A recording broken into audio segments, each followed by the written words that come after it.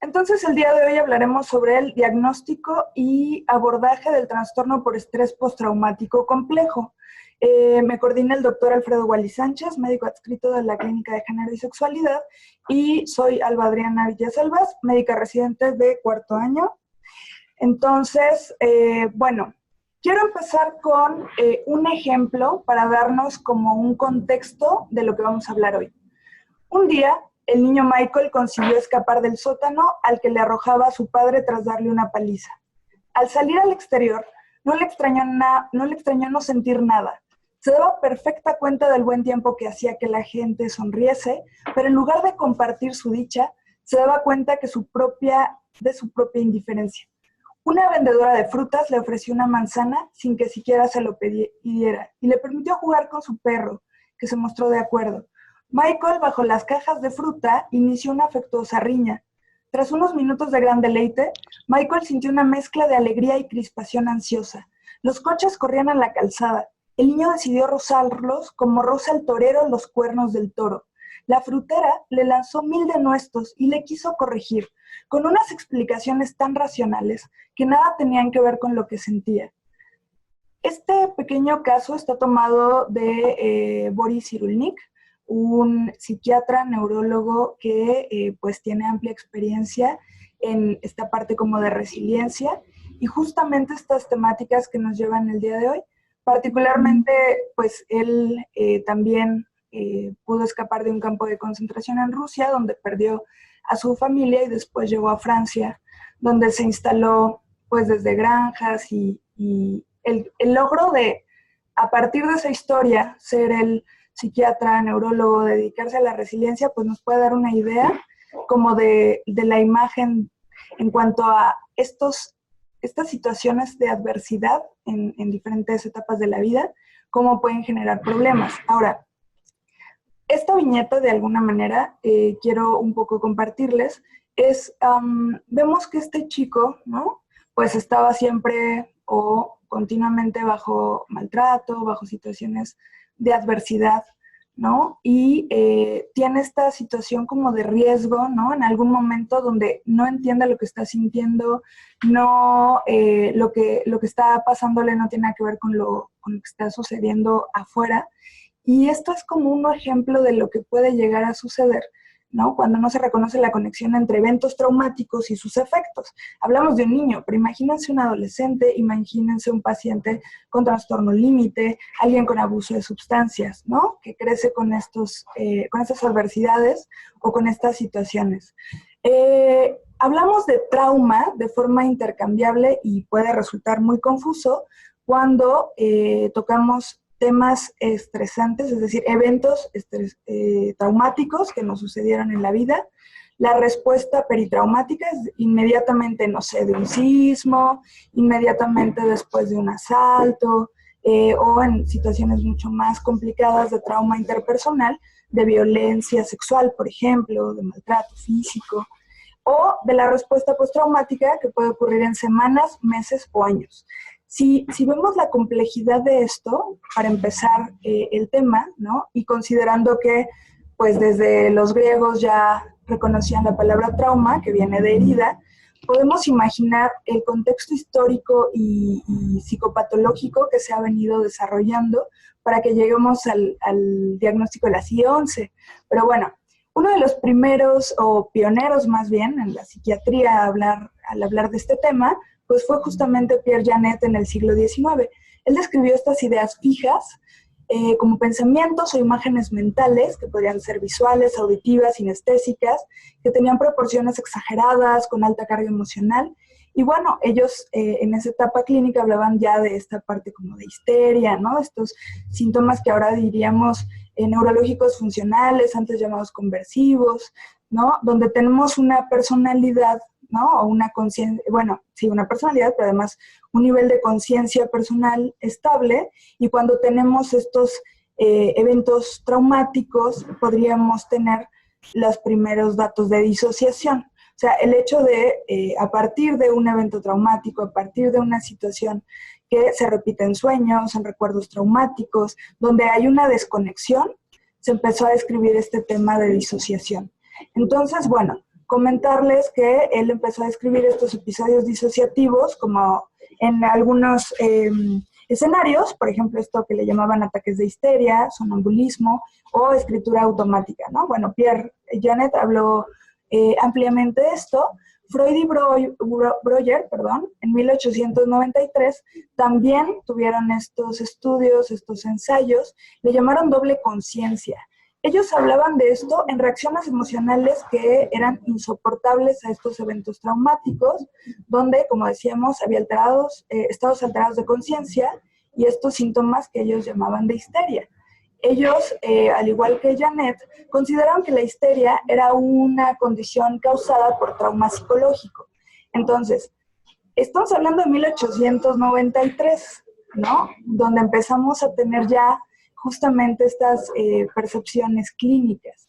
Y bueno, se pensaba entonces que la histeria era una representación velada o disfrazada de acontecimientos perturbadores borrados por la memoria. Entonces, esto es como nuestro preámbulo y diríamos, ok, ¿qué tuvo que pasar socialmente para que pudiéramos avanzar justo en estos temas? Tenemos que, más o menos, a partir de la Primera y Segunda Guerra Mundial, todos los soldados que regresaban con estos episodios incomprensibles, ¿no? Por ejemplo, de gritos, llanto, parálisis, pobre respuesta a estímulos, mutismo, alteraciones parasensoriales o de la memoria, supervivientes de los combates, por ejemplo, fueron descritos, por ejemplo, en 1940 por Charles Myers, quien le llamó neurosis de guerra o trauma de bomba, ¿no? Tuvo varios nombres, pero no fue el primero en describirlo, ¿no? Por ejemplo, Jelland, ya más o menos por 1920, había descrito cuadros similares donde incluso el tratamiento era con choques eléctricos, ¿no? Para mutismo, era bastante controversial la situación, dado que pensaban que era un tema como moral, donde incluso los médicos de la época tenían como mucha controversia. Aquí tenemos un ejemplo más o menos de los criterios, ¿no? Que escribió Charles Myers en esa etapa sobre estos soldados que regresaban con estos síntomas, ¿no? Tal cual.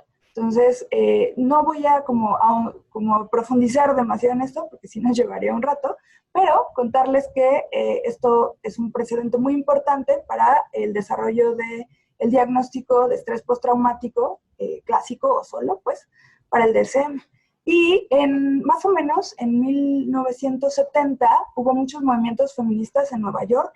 Incluso en el Instituto Nacional de Salud Mental se hicieron estudios sobre violación sexual justamente por las secuelas y eventos que se encontraban. Por darles un ejemplo, ¿no? Anne Burgess, que era enfermera psiquiátrica, perdón, y Linda Holtrom, socióloga, describieron en supervivientes de violencia sexual este tipo de sintomatología: insomnio, náuseas, sobresaltos, pesadillas y disociación. En esa época incluso Diana Russell, por ejemplo, hizo estos, datos alarmantes. Bueno, encontró que 1 de cada 3 niñas, ¿no? En sus seguimientos había sufrido violencia sexual y 1 de cada 4 mujeres adultas. Entonces, imagínense las proporciones de estos estudios en la época para hablar de esto, ¿no? Y les comento un poco porque también se hablaba de la histeria como con una connotación de género, por lo tanto, en los soldados también hubo un estigma y una carga emocional al respecto, considerando que la histeria era como una enfermedad de mujeres, ¿no? Que sabemos que viene desde histeria, de histeros, útero y todo esto. Pero bueno, no nos vamos a distraer más con esto. Las propuestas clínicas de ese entonces que surgieron fueron estas, más o menos: síndrome de trauma por violación, síndrome de la mujer maltratada, de Leonore Walker, trauma por abuso infantil, abuso sexual, trauma por incesto, de Judith Herman y Hirschman. También Courtois lo describió y lo investigó. Entonces, hay que un poquito es pensar, trauma repetido y sostenido es como el común denominador de todos estos síndromes que generan cambios en la identidad, cambios en todo, ¿no? En el sueño, en el estado de ánimo, etc. Pero bueno, vamos a enfocarnos solamente a estrés postraumático.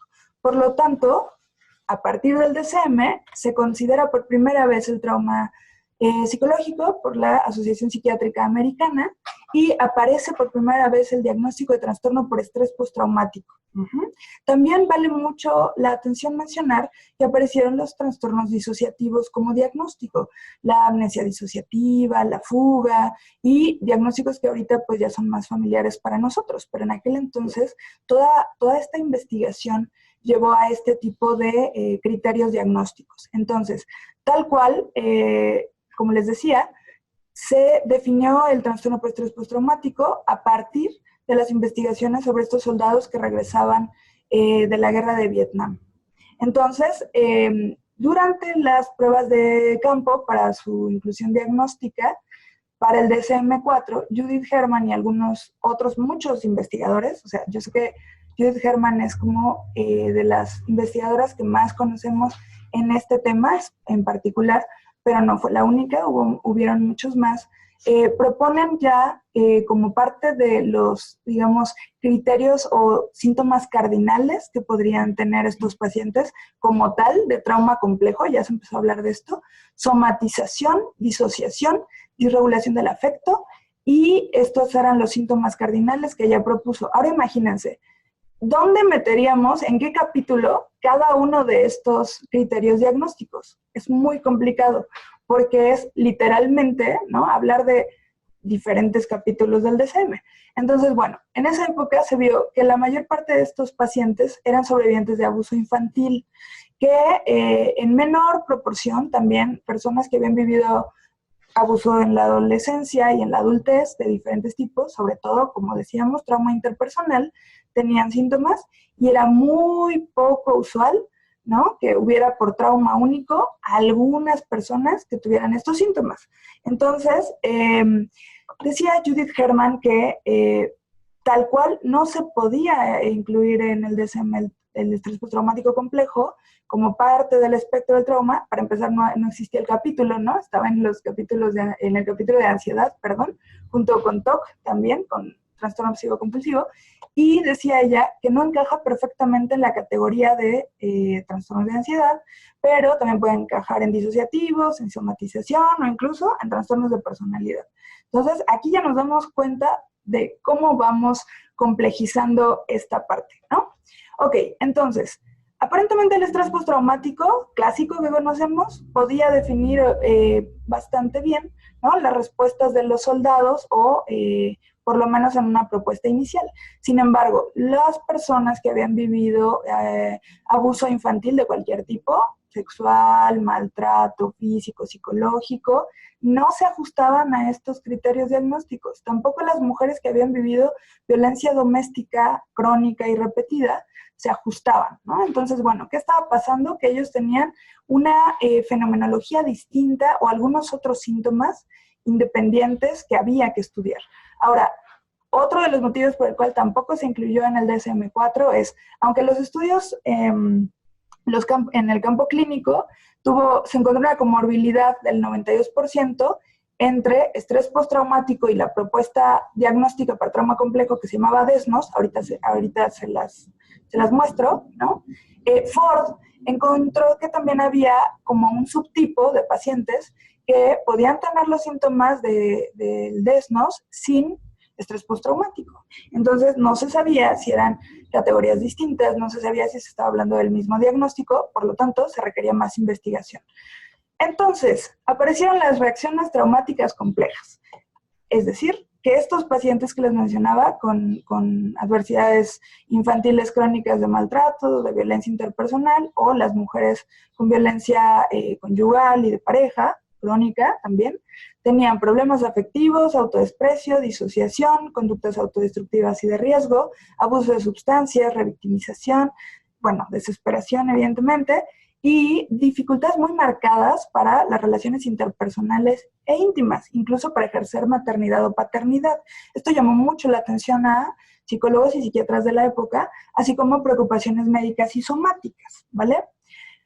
Este es tal cual como los criterios propuestos en los ensayos clínicos del DSM-4, que tuvieron como muchos años para estarse revisando, de este diagnóstico, ¿no?, de los trastornos del estrés no especificados. Entonces, alteración en la regulación de los impulsos y afectos, manifestado, por ejemplo, por ira, autodestrucción y autolesión. Dificultades en la autorregulación biológica, por ejemplo, somatización, dolores o síntomas físicos inespecíficos o poco explicables. Alteraciones de la conciencia o de la atención, ¿no? Incluso hablábamos ya de síntomas disociativos. Alteraciones con la percepción, del perpetrador, en el caso de pues, la violencia tal cual interpersonal, con algunas tendencias a idealizar al perpetrador o perpetradores, a preocuparse por la venganza, o sea, tanto, por ejemplo, en alguien que vivió violencia sexual por parte de familiares, tanto en alguien que vivió en un campo de concentración, tanto en alguien que vivió situaciones de tortura, de genocidio, etcétera, ¿no? La percepción del self, ¿no? Ahorita hablamos un poquito más de este síntoma, por decirlo de una manera muy simplista, en donde se veía que estas personas se consideraban como dañados, ineficaces, con vergüenza, culpa, alteraciones en las relaciones con incapacidad para confiar, revictimización, evitación de la sexualidad, y este es un tema bastante interesante también, alteraciones del sistema significado o creencia, con desesperanza persistente a partir de estas situaciones traumáticas o pérdida de la fe. Entonces, tal cual, Leonor Ter ya en 1991 mencionó que ella identificaba en pacientes con violencia infantil, ¿no? Bueno, con abuso infantil, estos dos tipos de traumas, ¿no? Tipo de evento único o no anticipado, por ejemplo, un desastre natural, un episodio único de violencia, y el trauma tipo 2 en exposición repetida y compleja a eventos extremos, como abuso continuo, violencia, todos los que ya comentamos, ¿no? Pero lo más importante es que se identifica que todos estos eventos alteran la confianza básica en las relaciones humanas. Si yo vivo estas situaciones, ¿cómo puedo confiar en el vecino, en mis padres, en mis tíos, en la escuela, ¿no? ¿Cómo podría yo relacionarme con pares o incluso tener una pareja? Entonces, esto es muy importante porque nos va dando como también la visión de hacia dónde evoluciona el diagnóstico.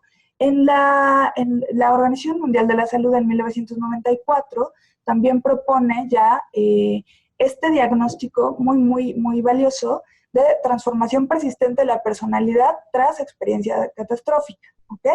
Entonces, aquí esta es como la abreviatura, ¿no? EPSACE. Pero bueno, entonces, el criterio A era que 2 años después de vivir experiencias en campos de concentración, desastres, genocidio, terrorismo, y todo este tipo de estresores, ¿no? Obviamente, bueno, no es tan obvio, pero se excluía como parte del diagnóstico los síntomas de estrés postraumático, y el otro, la parte B del diagnóstico era manifestar rasgos rígidos desadaptativos de la personalidad. Esto es muy importante, ¿no? Porque se hablaba que esto generaba un cambio ya, digamos, irreversible. Por eso se modificó después este diagnóstico. Estaba en el capítulo de personalidad y se pasó tal cual como al área de trauma, ¿no? También tuvo su propia evolución y tenía estos síntomas, ¿no? Bueno, resumidos: desconfianza y hostilidad hacia el mundo, aislamiento social, vacío, desesperanza, vivir al límite, como en una amenaza constante, irritabilidad crónica, una sensación de tensión interna también, extrañeza de sí mismo o sentirse diferente a los demás, como que no pertenece la persona, e incluso, embotamiento afectivo. Ahora, después de este diagnóstico, tal cual, se podría hablar que ese fue como un poco el precursor, ¿no? En cuanto a la CIE-11, tal cual, para el diagnóstico actual de trastorno por estrés postraumático complejo, que aunque ya en los estudios se empezó como a proponer, por ejemplo, formalmente en 2017 y tal, se publicó más o menos en 2018, pero todavía continúa en observación, en evolución, en revisión, ¿no? Entonces tenemos 2 criterios: una exposición a un evento o serie de eventos de naturaleza extremadamente amenazadora, horrible, prolongada, o eventos repetitivos donde es difícil escapar o imposible, ¿no? Ya habíamos dicho estos ejemplos. Y la otra parte es que se caracteriza por los síntomas principales de estrés postraumático. Hablamos de los 3 principales: experimentación, evitación y percepción persistente de amenaza, así como 3 síntomas del self. que serían problemas graves y generalizados de regulación afectiva, constante percepción de sí mismo de forma negativa a partir del trauma, muy importante, y problemas persistentes para establecer y mantener relaciones sanas. Entonces, aquí quisiera nada más mencionar un poquito para los recientes de primer año y recordarles que siempre que hablemos como tal, ¿no? Ya de reexperimentación y particularmente, por ejemplo, de flashbacks, ¿no? Si habrá de forma leve a grave una pérdida total de la conciencia, ¿ok? Y o los sueños repetitivos. También pueden haber las emociones intensas o pues como miedo, terror, sensaciones físicas. En la evitación puede ser como interna o externa, es decir, pensamientos o recuerdos, sería interna, y a conversaciones, actividades, situaciones, la externa. Luego, la percepción persistente de amenaza, pues esta ya sabemos que es como la hipervigilancia, pero a veces puede estar disminuida en los pacientes con estrés postraumático complejo. Y en cuanto al self, la disregulación afectiva puede estar con arrebatos violentos, con conductas temerarias, con insensibilidad emocional, con disociación. Esto también es un tema de investigación muy importante en la actualidad. Y estas emociones negativas, ya les decía, son a partir del trauma, ¿no? Como, es que no debí haberme defendido, no me pude defender, culpa, vergüenza, no pude hacer nada o no valgo nada, a partir de esto, ¿no? Y esta parte de la dificultad para las relaciones sanas y sentirse vinculado. Ya sea que eviten, minimicen o muestren poco interés, o lo opuesto, que tengan intensas relaciones ocasionales que les cueste trabajo de mantener, más la parte del deterioro funcional. Ahora, yo sé que esto le sonó un poquito a trastorno límite de personalidad, pero ahorita vamos a mencionar brevemente algo sobre esto. Entonces, a ver, en resumen, ¿no? Por ejemplo, este criterio o estos diagnósticos, quiero ponerles este ejemplo. Una persona que vivió bullying entonces, en la primaria, en la secundaria, cómo se va desarrollando este niño, ¿no? Su personalidad, cómo se va adaptando, cómo está teniendo como la interacción, qué está pensando de sí mismo, ¿no? Cómo construye su identidad. Luego, aquí vive violencia, por ejemplo, sexual, puede ser repetida, puede ser en una ocasión, ¿no? Esto cómo se integra. Y, por ejemplo, en la adolescencia empieza a tener, les estoy hablando de un caso anónimo, ¿no? De algunos de los que hemos visto en hospital, ¿no? Por ejemplo, conductas de parafilia, ¿no? De repente. Y entonces, ¿cómo nos explicaríamos también algunas conductas de hipersexualización traumática justo en el proceso o en el tiempo donde empezó a vivir violencia sexual por algún conocido, ¿ok? Y entonces, ¿cómo genera su identidad esta persona? ¿Cómo se ve? Incluso si empieza a tener autolesiones, si empieza a tener conductas disociativas, si empieza a tener estos síntomas, ¿no? ¿Cómo tratarían a este paciente? No solo desde lo farmacológico, sino desde el abordaje tal cual de los síntomas del self. Esto es una situación dosis-respuesta o ¿qué está generando este problema? O son los estresores en particular. A grandes rasgos, comentarles que pues para que se pudiera validar este diagnóstico, los estudios de clases latentes nos permiten tener como cierta probabilidad de la presencia o ausencia de estos síntomas y generar grupos, ¿no? de síntomas, tal cual, o clases latentes. Se han identificado pues mínimo 2 e incluso, 4 a 5. ¿A qué me referiría con esto? Por ejemplo, pacientes que solo tienen TEP, pacientes que tienen TEP complejo, pacientes que tienen TEP complejo y TLP, pacientes que tienen menores síntomas, ¿no? Que sobre todo se encuentran en muestras comunitarias. En algunos estudios se les menciona como grupos resilientes o de bajo perfil de síntomas, ¿ok? Entonces, y pues también se puede encontrar un grupo silito, por ejemplo, de trastorno límite, ¿no? Que no tenga estrés postraumático complejo, perdón. Entonces, vean nada más la heterogeneidad de estudios que se utilizan para poder abordarlos, ¿no? Las medidas, pues, estas son de estrés postraumático, que ya solemos conocer. Y la otra cosa, la disfunción suele ser mayor en algunos estudios que la de TEP solo, la de TLP. Y la otra cosa es, hay un estudio que contradice esto, es decir, ellos sí encontraron iguales situaciones tanto de trauma acumulado en bueno, estrés postraumático complejo como estrés postraumático simple, pero el tema es que además de usar clases latentes, utilizaron un modelo de mezcla de factores que utiliza un híbrido de variables categóricas y continuas, es decir, tanto números, ¿no? Variables como datos duros, numéricos, como cosas ya más cualitativas, que aunque es una importante forma donde se investigan también síntomas psiquiátricos o diagnósticos, pues restaría un poquito, quedaría en duda si esto es así, tal cual, ¿no? Y entonces, bueno, todo fue como trauma interpersonal, como les decía, casi en la mayoría. Igual aquí vemos heterogeneidad y les diría que no es, aunque hay diferencias de género en algunos estudios, en que sea predominantemente de género femenino, este diagnóstico no es consistente, o sea, no es replicable todavía. Y bueno, para no comernos más el tiempo, pues esto, comentarles, el trauma acumulativo, ¿no? En adultos puede, o se ha postulado que pueda dar estrés postraumático solo o complejo. En niños, ¿no? Sí, como tal, da más, aparentemente más riesgo a postraumático complejo, y hemos visto que también la disociación es más frecuente en trauma complejo.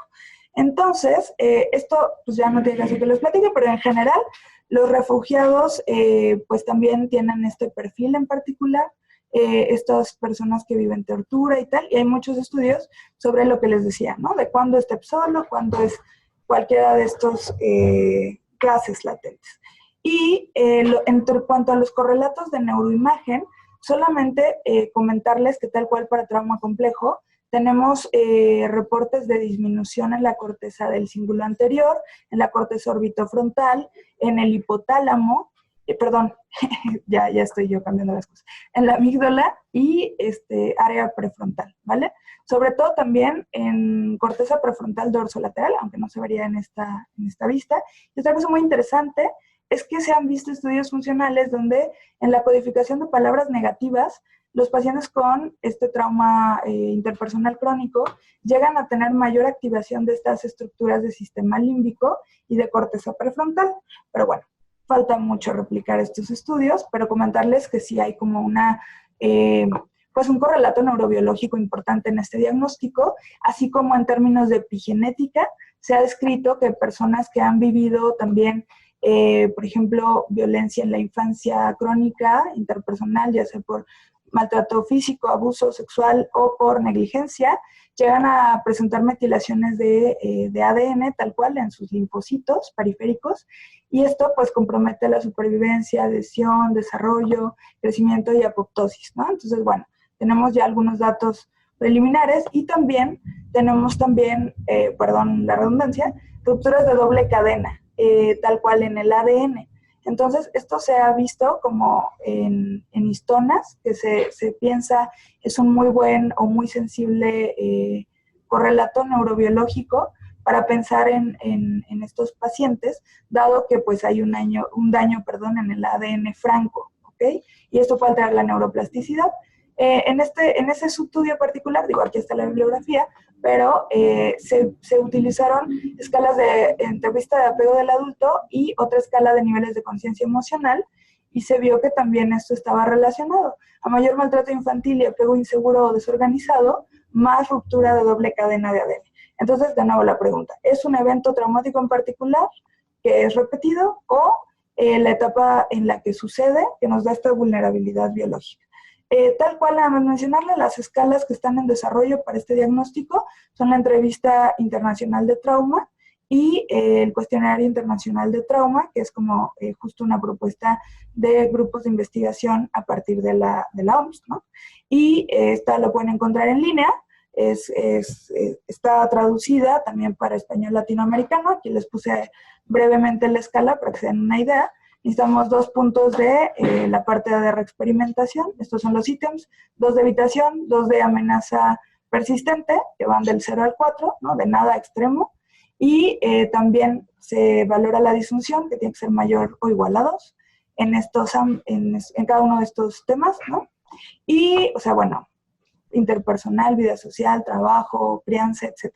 Y en la parte del self, en esta propuesta tendríamos 2 de disregulación afectiva, 2 de también autopercepción negativa persistente de sí mismo, y 2 de dificultades en las relaciones interpersonales.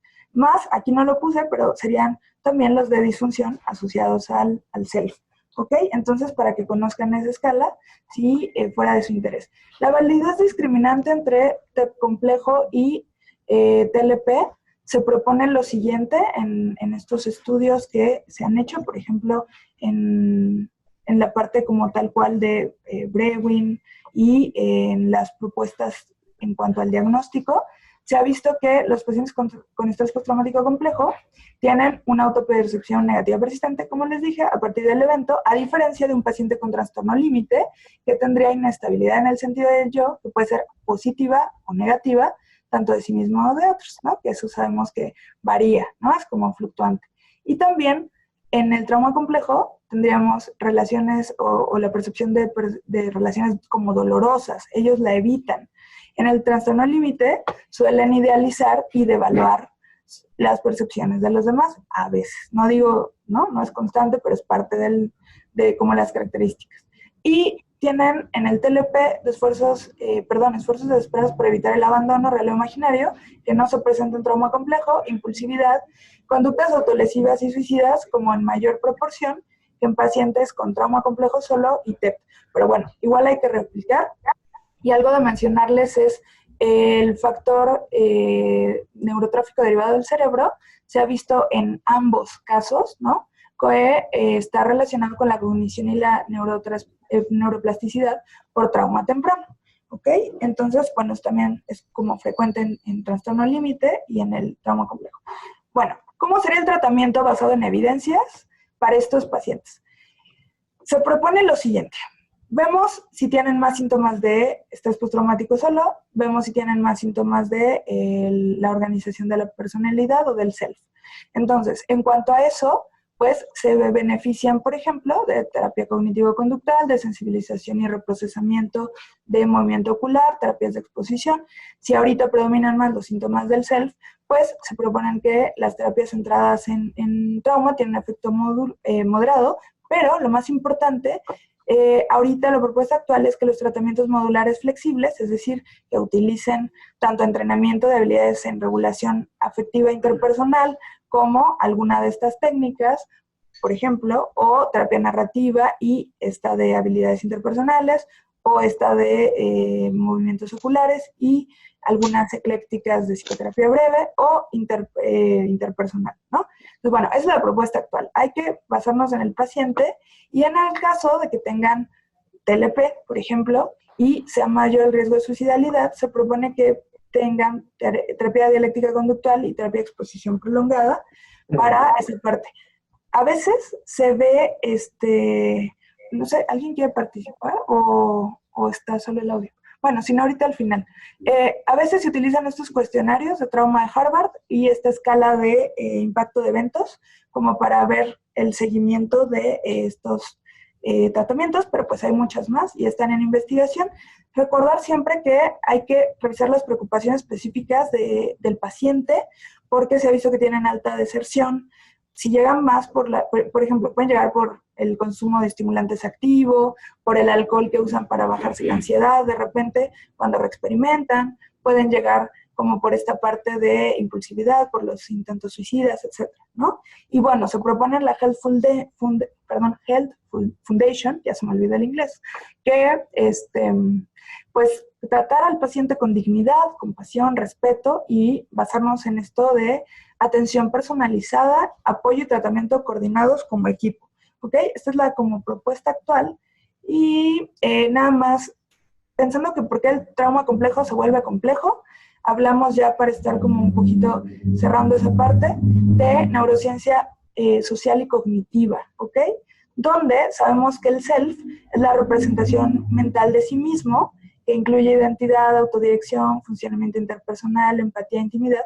Esto al menos es como una definición que se puede encontrar por Yeomans, Clarkin, y también mencionarles que se ha propuesto que en esta parte del self, el cuidador infantil funciona como un regulador psicobiológico que sintoniza el estado interno del niño al evaluar estas emociones o estas demostraciones expresivas y pues selecciona la respuesta, ¿no? O sea, cómo responde en reflejo o en espejo un poquito a los estados internos del cuidador primario. Entonces, esto permite que vaya generando empatía y pueda compartir con otros seres humanos. Pero bueno, lo que les quiero compartir es que imaginemos qué tan complejo puede ser el trauma complejo si hablamos de cómo nos desarrollamos en la parte de identidad. Las deficiencias que se han propuesto, al menos por algunos investigadores, son en la regulación, procesamiento emocional, autoconciencia y autorreferencial, ¿no? En esa parte. Y pues sabemos que ya platicamos un poquito de la parte neurobiológica. Si el prefrontal está involucrado en esta parte y el temporal en la memoria, podemos darnos una idea como cuando falla este circuito, ¿no? De prefrontal a temporal, hay dificultades para monitorear estados emocionales, cognición social, autorregulación y las respuestas propias y de los demás, ¿ok? Entonces, nada más mencionarles también esta propuesta de trauma psicológico complejo, que sería también de Courtois y Ford, como que ocurre en momentos vulnerables del desarrollo, es repetitivo y compromete el desarrollo del niño, ¿ok? Pueden tener todos los síntomas que ya mencionamos, entonces no nos vamos a meter mucho en eso. Y nada más mencionarles, hay una propuesta de investigación también aplicada a paidopsiquiatría, que es, pues, podría ser como equivalente a la de la OMS, entre comillas, por los criterios que utiliza, ¿no? Pero es para ver población paidopsiquiátrica, pero está todavía en investigación. Vemos que incluye pues la exposición a trauma crónico, la parte de regulación somática o emocional y la parte de alteraciones en el comportamiento o la atención. Como ya estamos casi sobre tiempo, nada más no voy a meterme como mucho con esta parte, pero en general, como de forma clásica, se habla de estabilización y reducción de síntomas, de tratamiento de los recuerdos traumáticos, de integración y rehabilitación de la personalidad. Y en este modelo, por ejemplo, de Van der Hart, vemos que él habla de disociación estructural de la personalidad, en donde a partir de más eventos empezamos a tener tanto una personalidad emocional, por decirlo de algún modo, y la personalidad aparentemente normal, que es la que, digamos, tendríamos habitualmente, y en la terciaria ya hay disociación, entonces puede haber trastorno de identidad disociativo y algunas otras cosas, y en el secundario, trastorno límite de personalidad o algunas otras alteraciones relacionadas al self. Judith Herman tiene esta propuesta también de recuperación en 3 fases. Seguridad, tal cual, imagínense si es un paciente que pues ha vivido violencia, una mujer en su hogar, pues que tenga un lugar seguro, el apego con el terapeuta, digamos, o la transferencia, ¿no? Donde haya una vinculación, donde el paciente se sienta, pues, bien, ¿no? Con tranquilidad de poder hablar de lo que le está pasando. Esta parte de duelo, por lo que se perdió, porque si mi cuidador primario me violentaba, me maltrataba, etcétera, como al darme cuenta, ser consciente de esto, cómo me generaría dificultades, y la parte de reconexión. Para, pues, que profundicen más, está el libro Trauma y Recuperación de Judith Herman, ¿no?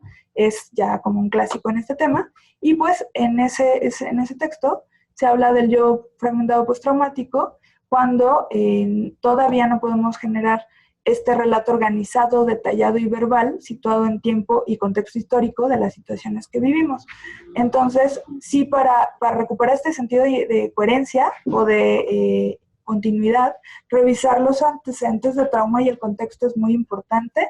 Y para ir como cerrando ya la presentación, requiere un ritmo de revisión y monitoreo, ¿no? Para estar viendo cómo van como las crisis o los síntomas del paciente, un espacio seguro, priorizar sobre sus crisis vitales, no asumir lo que el paciente tiene, siempre hay que clarificar y evitar minimizar, ver cuáles son sus creencias a partir de la supervivencia.